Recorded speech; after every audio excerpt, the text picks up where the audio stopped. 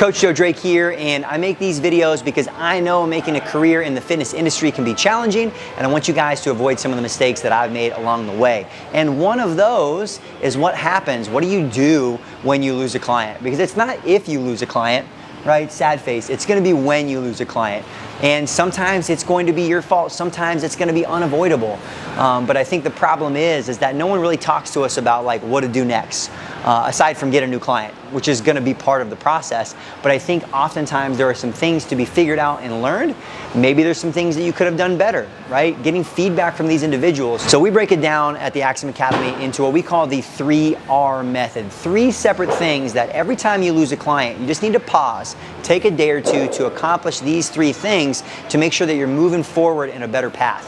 So the first R in what we call the 3R method is to reflect. Reflect upon why, what happened, what was the reasoning behind this person leaving, right? And this is one that seems a little simple, but honestly, most of us are very afraid of feedback. All right, and most of us are also not great at giving feedback, but it also all starts with just asking for it. So some of it reflecting, some of this is a personal thing. You trying to figure out in this situation, this person decided not to continue training with you, not re-up their package, whatever it was. Maybe they ghosted you. You know, it happens in a lot of different ways. Someone just disappears slowly, starts canceling sessions, or you know, they might be moving away. So I think take some time and reflect why. And ask why. And you obviously want to do it in the most tactful of ways. And hopefully if you've built a great relationship with them in the process of training and working with them as a client, it's an easy thing to figure out. And sometimes it is going to be the unavoidable. If you guys have watched some of the other videos here on the channel, I've talked about between 10 to 20% drop off is going to be natural, and you should expect it as a coach and trainer, right? You should plan for it. You know people are going to move away, things are going to happen. And those things, right, that may have nothing to do with you. They decided to move, or even they're living in the same area but they can no longer make it to you. Maybe they were a client who it was like 30-40 minutes away from them, and maybe it was unrealistic for them to stick with it. I think there's all kinds of things that can come away from it, but you're not going to know if you don't ask. And the most beneficial thing is going to be maybe you get some feedback, right? Maybe it was that, you know what, like they just weren't bought into the process, or they, you know, they just didn't feel like they were accountable to their training sessions. All kinds of things that might come out of it. And I know for me too, I've had clients who let me know that just my training style wasn't for them. And I mean, talk about, obviously it's a little bit of a gut punch when it happens, but I think it does 2 things. First off, allows for you to take some time to reflect on like what you could have done better, or what I could have done better as a coach and trainer. You know, and I think I look back early on coach, I call him like young Joe coach, you know, had very much like a one-size-fits-all approach. And I look back at all the clients, the hundreds of people that I worked with over time, none of them that are still with me at this point, and much of that probably had to do with me. You know, I had my way and it worked for some, it didn't work for others. And so that may be something that, you know, you run into as a new and a young coach. But it may also be something else. You know, it may just be that there was a discrepancy in expectations when you guys first started training. You know, and the real takeaway as we get into our next couple steps is being able to utilize that. But I think some of it's try to have some conversation, get some honest insight, let them know, say, hey, you know what, no harm, you know, I know even if it's them not moving away, it's not something that you quite understand. It's like, hey, I just want feedback. I want to make sure that for the next person I work with that I do better. And you'll be surprised. Most people, especially a lot of people that, you know, you may be personal training with, if you developed a good relationship with, they're going to be happy to give you some feedback.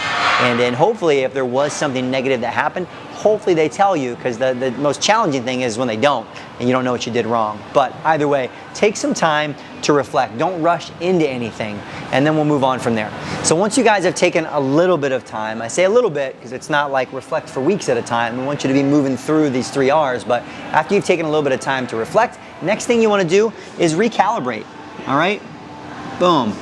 You got to take any information, whether it's self-reflection or any feedback from that individual, and do some planning, right? Figure out like, okay, if there were any gaps or there are any gaps, even in your systems, it might be that, you know what, you know, maybe you weren't doing a great job of confirming with clients, and it was just easy for them to cancel last minute because you weren't doing enough on the front end to make sure that they knew you were thinking about them throughout the week and that you were keeping them on that schedule and the accountability that many people are looking for. So whatever it is, whatever you came across in this reflection phase and period, now is the opportunity to recalibrate. Say, all right, cool, let me do a little bit of planning then. What can I do better for this next person? And also figuring out, this is a little bit of planning on the fact that you now have a gap. right? You have a gap in your schedule, however often that person was training, that's now an opportunity for you. And I think that's the best way for you to look at it, is this entire process, losing a client, is an opportunity, right? It's an opportunity either to make space for someone who's gonna be a better long-term fit, which you'll find as you train for a long period of time, right? Being in for 10, 15 years working with clients, the ones that are gonna stick with you long term are not the ones you start with, right? It's gonna take time to find those people. So you're creating this opportunity, but also opportunity for yourself to figure out, how do I wanna fill that gap now? Is it gonna be, hey, I've got some people in the wing that I've been talking with, which hopefully you have been, maybe developing a little list of client potentials and you've already got someone to reach out to. Maybe it's gonna be reaching out to your current client base and letting them know, hey, you know what? I did have one spot in my schedule that just opened up, and maybe there's someone in mind that would be a great fit for me as a coach and trainer. So going more of the referral route, or maybe someone you're already training, right? It could just be that, hey, you know what? Maybe if this person was once or twice a week, maybe one of those hours is actually a really great workout hour for you that you weren't using.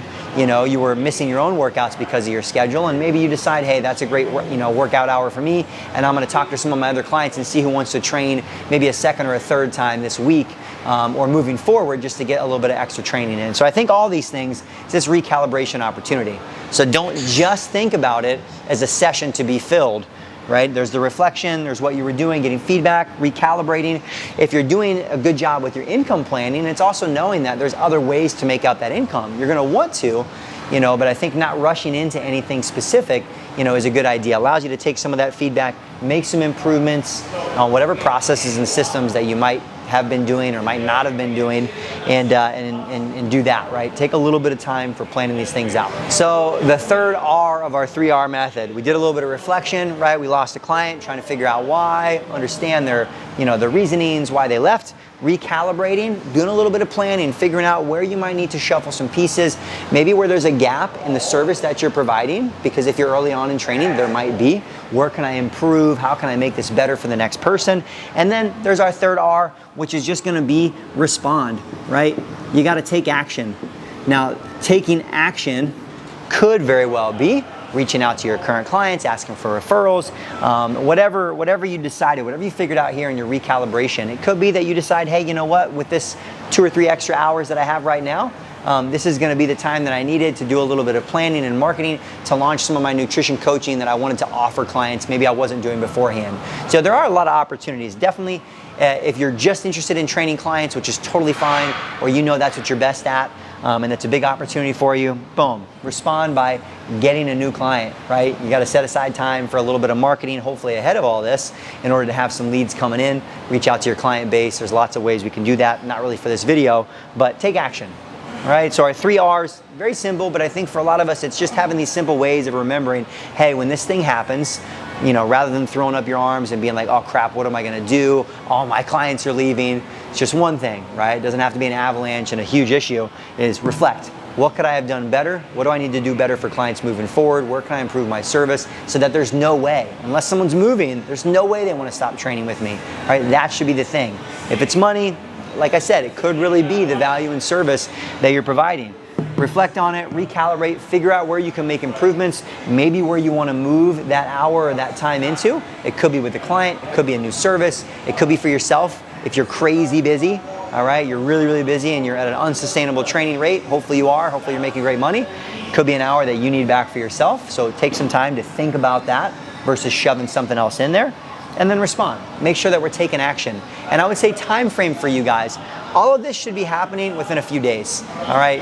Again, it may take a day or two, a couple days to get a little bit of reflection and feedback from the person you're working with, a couple of days of planning, but I would say within 5 to 7 days of you figuring out you're gonna be losing someone, whether it's happening now or the plan in the future, you gotta be taking action to figure out how am I gonna fill this gap, right, in my schedule and or in my income.